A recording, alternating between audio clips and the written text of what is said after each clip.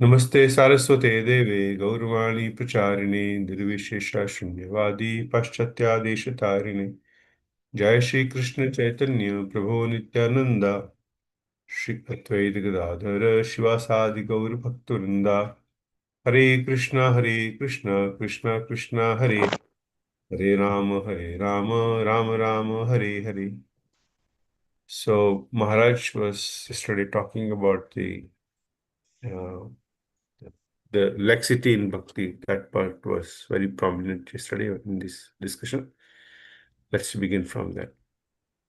Requesting devotees to mute themselves, please.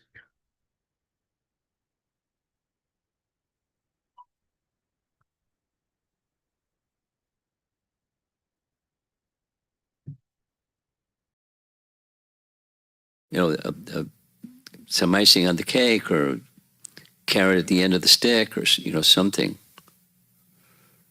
It's rare.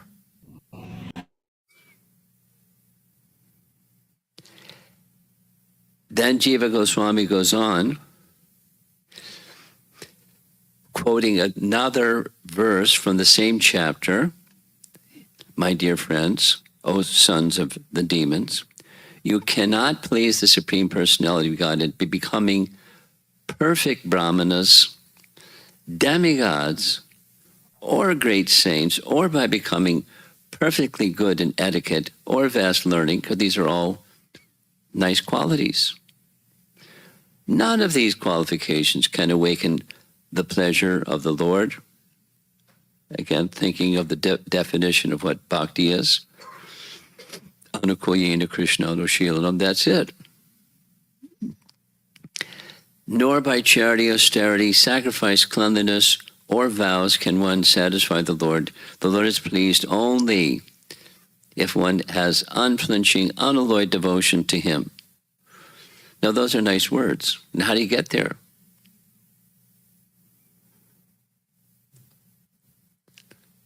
And that's the lead verse for Anucheta 141 and for 57. Without sincere devotional service, everything is simply a show. This is Prahlad to his classmates. Taking this verse, Jiva Goswami goes on, pointing to a reference still spoken by Prahlad, or from the seventh canto section, where the Gajendra Moksha story is referred to. And the Gajendra Moksha story reference is, one may possess wealth an aristocratic family, beauty, austerity, education, sensory expertise, luster, etc., etc. But I think that even all these qualifications, one cannot satisfy the Supreme Personality of Godhead. However, one can satisfy the Lord simply by devotional service. Gajendra did this, and thus the Lord was satisfied with him. Simply by devotional service, with a qualifier. So faith in devotional service, yes. And then there's a qualifier. One way is without laxity, or another way is in full Krishna consciousness. And then stay there, not sometimes not. And then another reference from the 5th canto, chapter 19. The Lord willingly gives the devotee shelter at his own lotus feet, even though such a person does not aspire for it. And that shelter satisfies all his desires. That is the Supreme Personality's special mercy. Now this is back to the topic from the morning. This person being spoken of is a devotee. But supposing the devotee is a mixed devotee. Kara Mishra Bhakti, Jnana Mishra Bhakti. They're engaged in devotional service, but they got a mix. So the exception, there's the rule and there's the exception.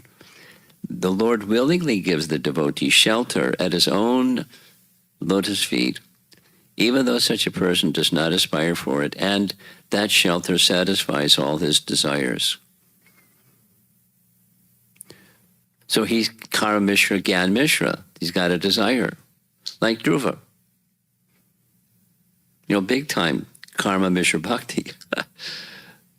And the Lord satisfied all his desires. He may do that. There's not a rule that he's violating. He may do that,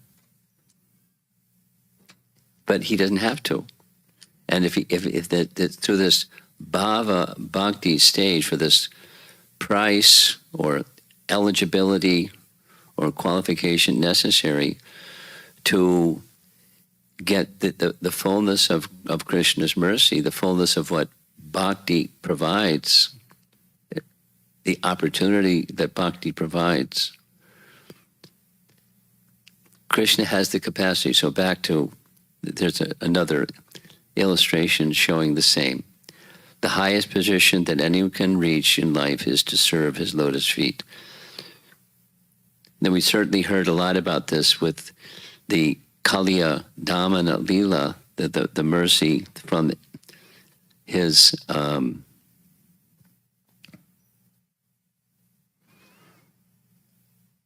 achieving the lotus feet, the dust from the lotus feet of the personality of God. There's nothing higher. But bhakti alone causes Bhagavan to bestow rati, or bhava, upon his devotee. So bhakti with a qualification. Now I chose this particular, that's it. I'm not, this is a shorter class. The commentary in this Anucheta is multiple pages, and there's more detail. But rather than going into the detail and further detail and further detail, the principle is the most important one. As far as what moved me to speak on this topic is the principle of achieving the bhava stage of bhakti, or beyond sadhana that seems to be endless.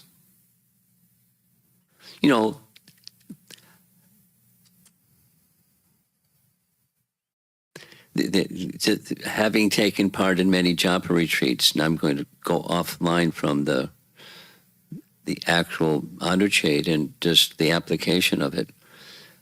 How many devotees, how many times have taken part in japa retreats, and how many devotees have been chanting for 10 years, 15 years, 20 years, 30 years, and how many feel that they've achieved what they had some anticipation and expectation at the very outset of taking up the process or chanting and bhakti in its general sense. And I could get a lot of people raising their hand. So why is that? Or what to do about it? Why and what to do? Like crime, why and what to do? Why and what to do? So it's with laxity.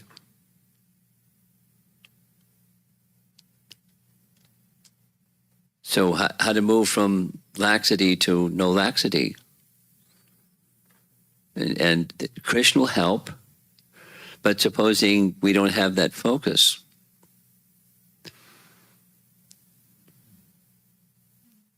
I was reading, I think I shared this, but I don't mind sharing it again. It's related. In this Monday morning, I'm going to be giving a class to the Chinese devotees, and there's a whole description of the churning of the milk ocean and what happened when the demons headed by Bali Maharaj took over Indra's palace. Canto 8. And when they just usurped the heavenly realm, not only Indra's palace, but the whole of the Rakshasa demons took over the heavens. And Aditi was beside herself with distress because those are her sons. Many of the demigods are her sons, including Indra, headed by Indra. So she went to her husband. What to do, what to do? And her husband gave a solution. The Payavrata ritual. And the Payavrata ritual required this and that and the other thing. And she arranged this and that and the other thing. And then she sat in meditation, unchanging, without laxity, kind of meditation on the personality of Godhead.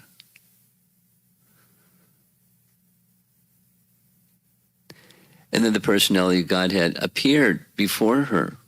Lord Vishnu came before her and said, I'll take care of it. I'll become your son. So Vamanadev.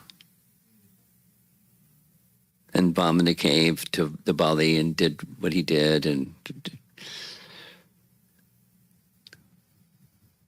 so there's a, that's, a motivated, that's an example of devotion to Lord Vishnu that has a material motive. I want my sons to get their kingdom back and their opulences, which were taken by Bali and the rest of the Rakshasa armies. They were just overwhelmed, the demigods. So the demigods fled. So bhakti mixed, but this reference. Oops. From Canto 5, Chapter 19. The Lord willingly gives the devotee shelter at his lotus feet, even though such a person does not aspire for it, and that shelter satisfies all his desires. So even when it's mixed, so the force of this is now the topic is not just getting back kingdoms and things like that or material desires. It's about achieving the purpose of bhakti, which we're engaged in. So how does bhakti begin? That's it. We heard that topic described with some detail and from different angles. And now once bhakti begins, then what? Practice bhakti, sadhana bhakti. And then what?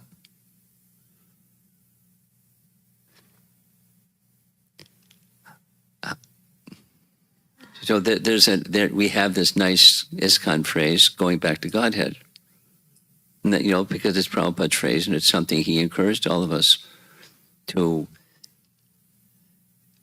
return to our original position. The somehow or other we got here is to be reversed and go back to Godhead through bhakti. So we have faith, so we do. And how long? Sadhana bhakti, and then around the corner is Bhava Bhakti. It's just waiting. So these references is even with prolonged performance, one may not be doing that performance with sufficient focus or in a mood of laxity. And then who knows how long that can take? How many lifetimes of back to Godhead aspiration or fulfillment of the purpose of bhakti. So I'm going to end. I selected this section because I felt it was particularly relevant. With scriptural references to indicate that's it. And there are other attributes, yasni bhaktir bhagavatya kinchana sarvayar ganesh tatra samasute. All the good qualities of the demigods are manifest in the body of a person. We're just hearing Prabhupada speaking about that, a recording of course, just this morning. But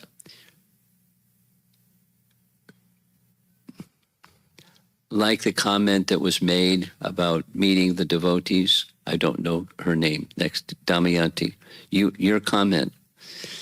Yes, you. I want to respond to your comment. Indranila. Sundari Leela. Got it. Sundari Leela. As you were speaking, I was thinking of a situation that I've been dealing with of late with somebody from another country. I don't need to say which country. But, they were rah, rah, rah, they're meeting such nice devotees. And then they ran into some briar patch. The temple president was harsh and consistently harsh. And then, the assistant to the temple president was like the temple president. So she checked out because it wasn't, what you experienced. No, Tamahar shared, he also had some of that too along the way, but he was already at the point of, he and his wife at the point where Prabhupada's a place of shelter. In other words, the transcendental shelter is from one who is a transcendentalist. And we're supposed to be representatives of a transcendentalist. And so sometimes and sometimes not. You just hang around for a while. Sometimes and sometimes not. Sometimes and sometimes not. And we would like to be the transcendentalist.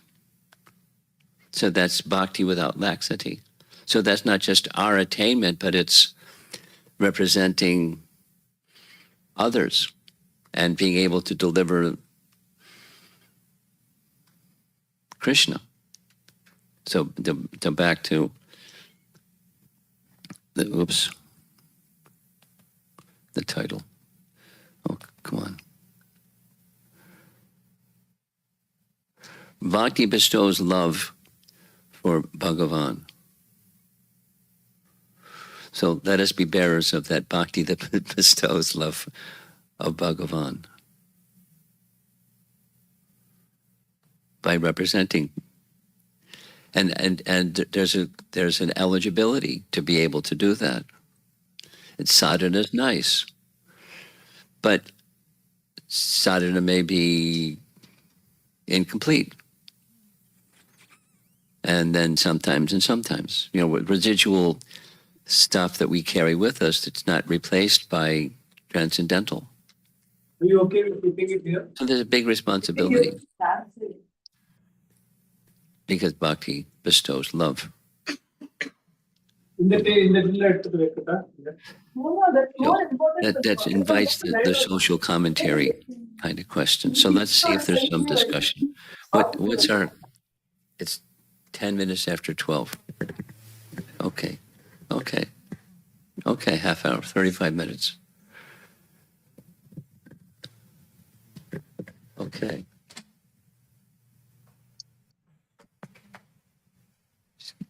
Give to the senior devotee over here. Senior by age. Okay. You spoke of eligibility, but then the next statement you made was sadhana is nice, as if to say that's not what makes one eligible. Well, to be an that's instrument not what of I that meant. Okay. If that's how it was taken, that's not what I meant. Okay. It's a qualifier. It's sufficient. It's nice, but there's a qualifier.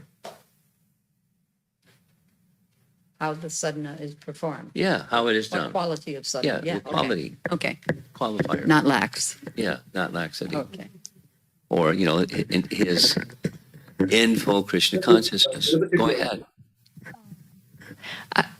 Mataji actually kind of touched on a similar point. I was just wondering if our sadhana is not the only thing that I'm not sure if I understood correctly. So I was under the impression, Maharaj, you said that if we just do sadhana, it may be imperfect.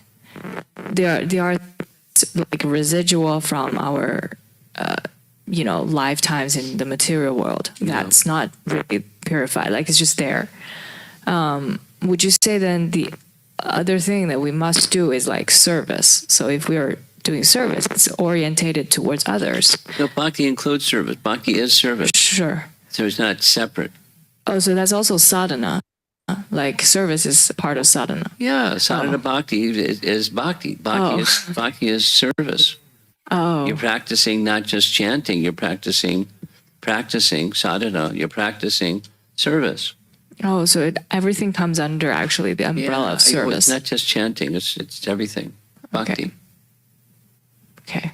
Thank you. Taking prasadam, that's bhakti. Okay. Okay.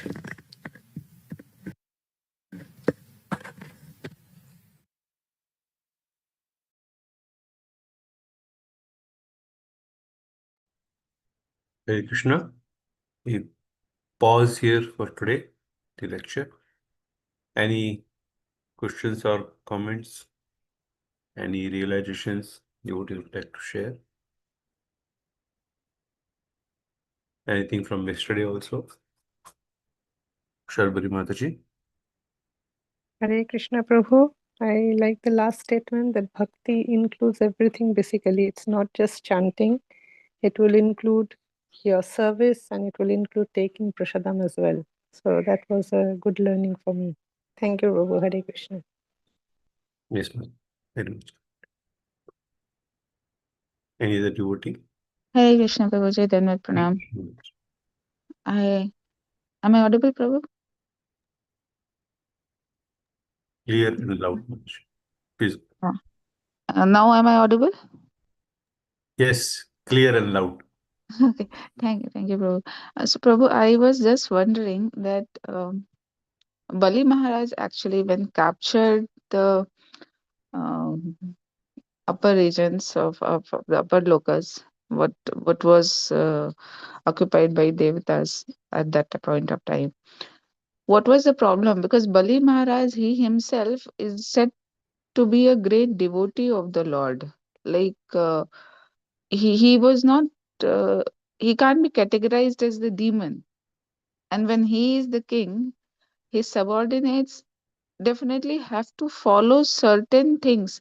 That is what is sangha. I mean, when the king is devotee, then others really can't behave in completely opposite manner. So what was the problem of devatas being with demons? Why were they so perplexed? What was the problem? I can't understand. I mean, because when we say sadhu sangha, a person like Bali Maharaj, his sangha should have impacted the demons, at least not making them pure, but up to some extent, that they are not troubling the devatas or others who are living before in the upper lokas. But what was the problem? I can't understand that. So your question is that when Bali Maharaj was trying to conquer the higher planet system, why the demigods had a problem with this, though Yes, he himself was a devotee and his followers should also be at least favorable to the devotees, correct? at least up to some extent. I mean, not if not completely full, up Correct. to some extent. Got it. Yes. Yes, we will open this question to all the devotees. Anyone would like to offer the answer to Shwetamata's question?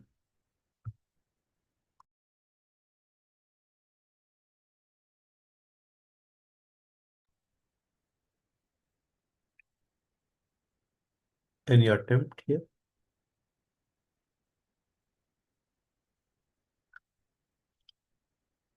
What do you think, Raghuraman Prabhu? Yeah, there.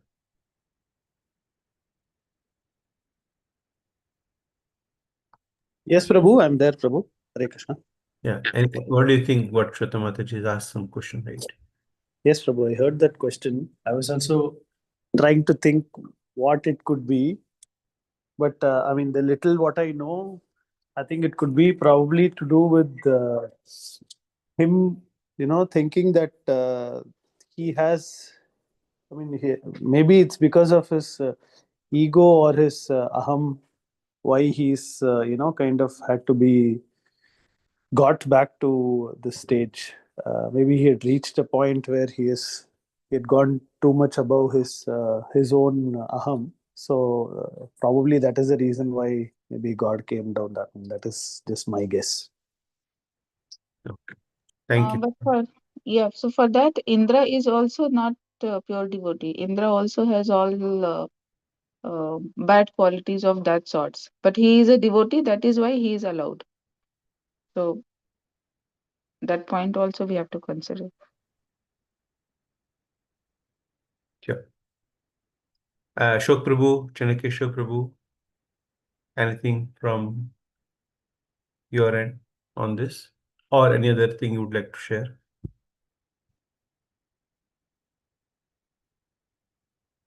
No, Prabhu, no. This is nice. Like actually, bhakti, how it cultivates uh, different kind of bhakti. So that is understood, but not particularly that question. Thank you.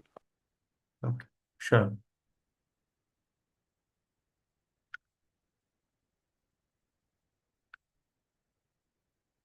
Any other devotee would like to? Yes, Chanakeshwar Prabhu. Hare Krishna Prabhu. I don't have answer for that Shweta Mataji's question, but from today's class, I like that one may possess that all different qualities like education, austerity. That qualities may not satisfy the supreme personality of Godhead. Only bhakti can alone, devotional service can alone satisfy the supreme Lord. And I have one doubt from one of the slide, Prabhu. That is. One sec. I have one question, Prabhu, actually. Yes, yes, please go ahead, Prabhu.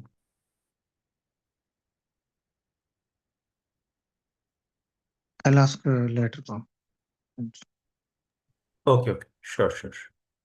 Yugalakeshwar Prabhu, anything you would have to share here?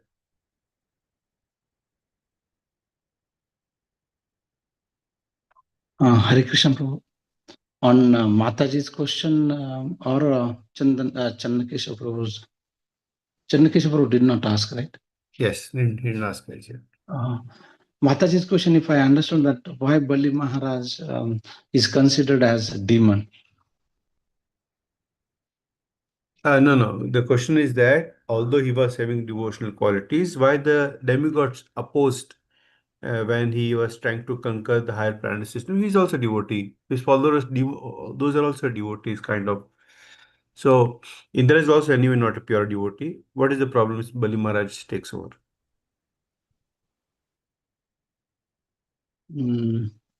Not sure, Prabhu, not able to recollect anything. Let me check, Prabhu, exactly any shastric reason for that. Okay, sure. Prabhu, one thought here maybe. Even though he's a devotee, but actually he's acting towards demonic people. So he wants to represent them. So automatically they wanted to do all kind of rubbish things. So dharma will be lost. So that's what even Indra, even he's not a pure devotee, of course, but he is acting according to dharmas. So that's my opinion, bro. I see. Okay. Makes sense to me, at least to some extent, true. Thank you. Yes, Vilay Prabhu.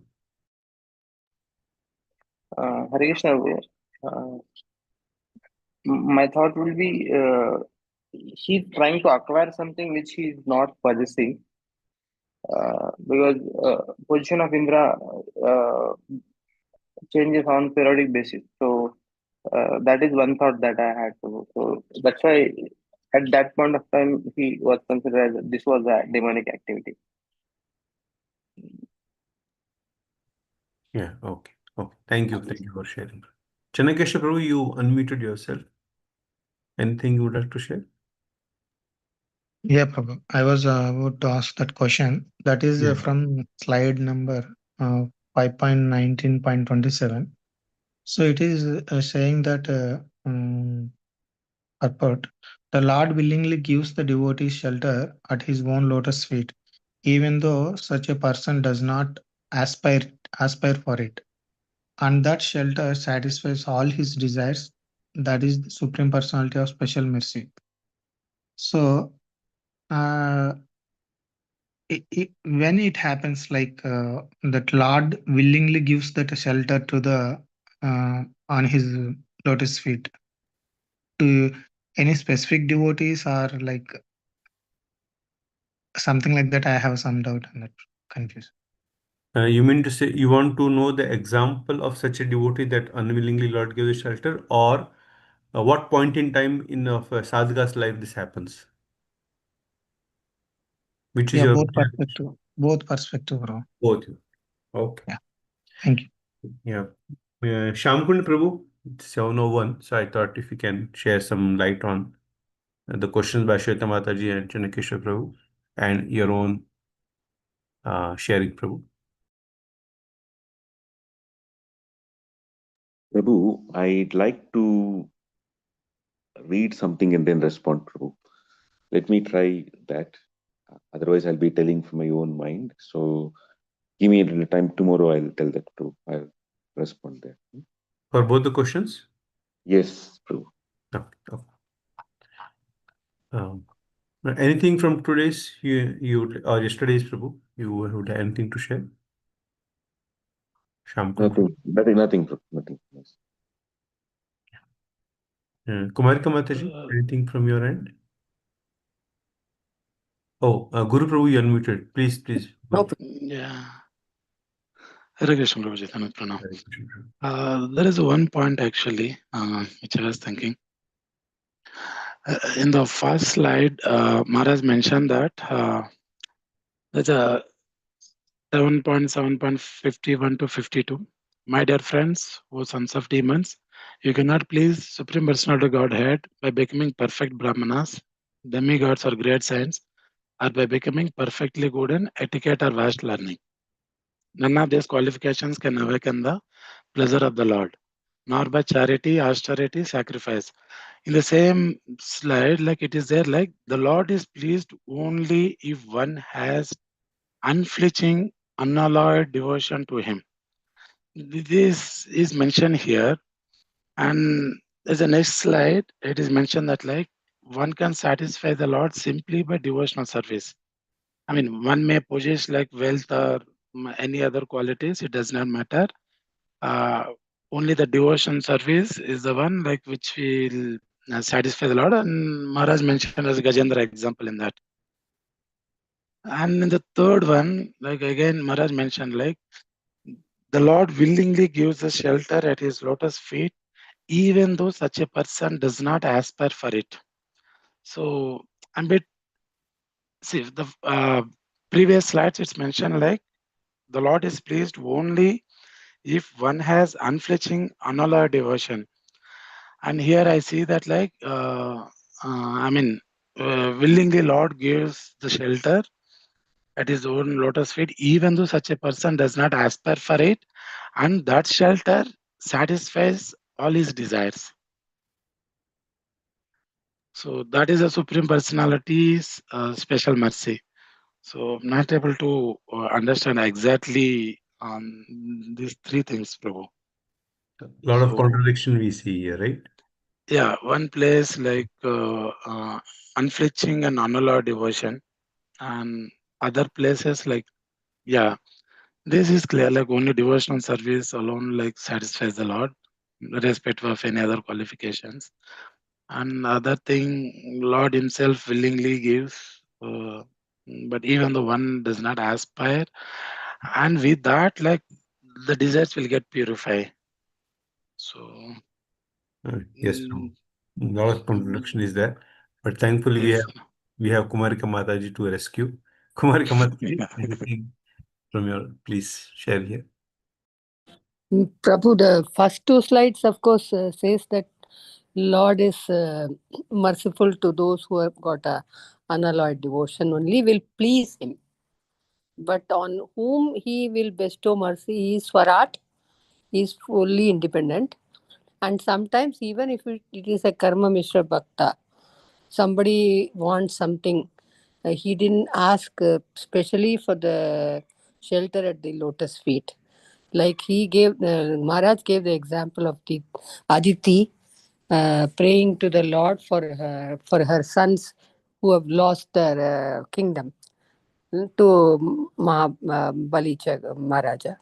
So when Aditi prayed to the Lord and did her devotion, it was mixed devotion. But still he appeared in front of her and said, "Don't worry, I will be rescuing them. Shortly, I will appear as your son." So like that, it is not compulsory on the Lord where he will bestow his. There are uh, people who are called sadhana siddhas, and there are also people who are called kripa siddhas. One may not be qualifying, but by some quality or by the intervention of their some other elevated soul is entreating on their behalf, then Lord may even accept. Like the Kripa Siddha is also very well known. So, for instance, they used to tell a story of Narada going to Ambarish Maharaj, and Ambarish Maharaj had a brother. He asked, Narada asked, anything you want. He said, "My brother is so very degraded. Please give him some mercy."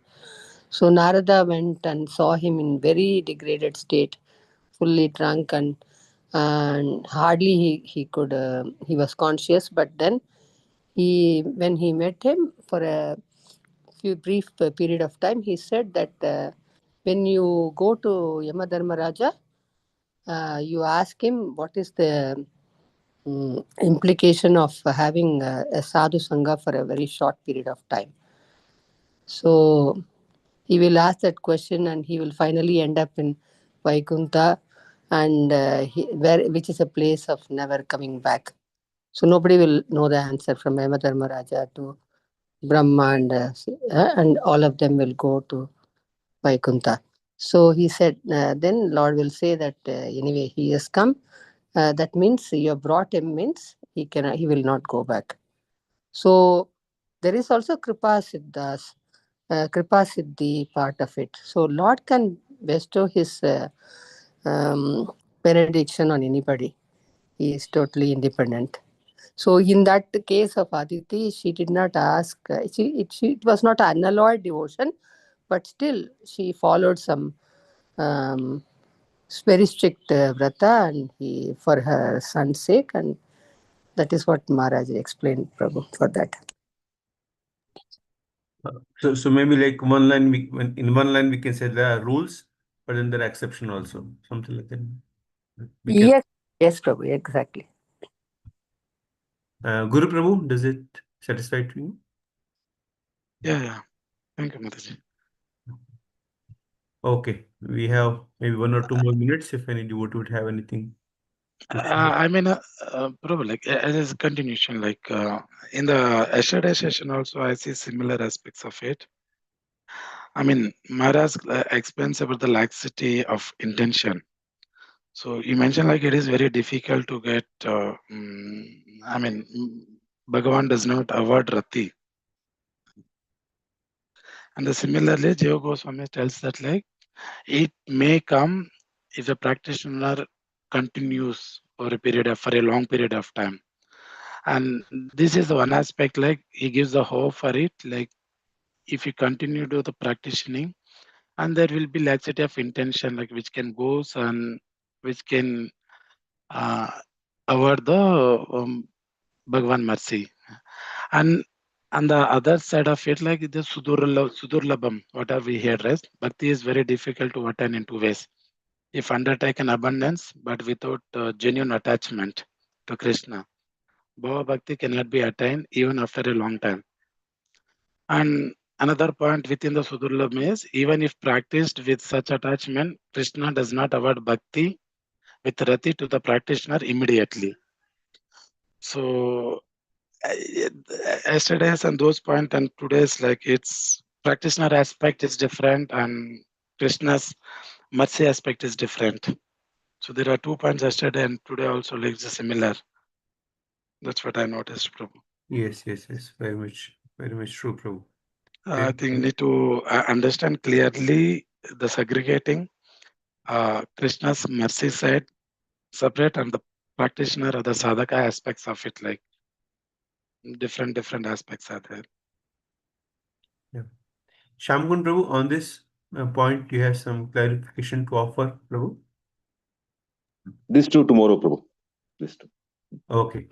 So tomorrow, I think tomorrow we, in at least some of the schools, there is holidays. I feel that other schools also, which I don't know, but there should be holidays tomorrow also. So I request all the Matajis who are generally busy, getting the children ready for the school tomorrow, please open up for any discussions post the class. Thank you so much. Vancha kalpatarubhasya kripasindhubhaya patitanam pavanebhyo vaishnavebhyo namo नमः. हरे कृष्ण हरे कृष्ण प्रभु जी दंडवत प्रणाम।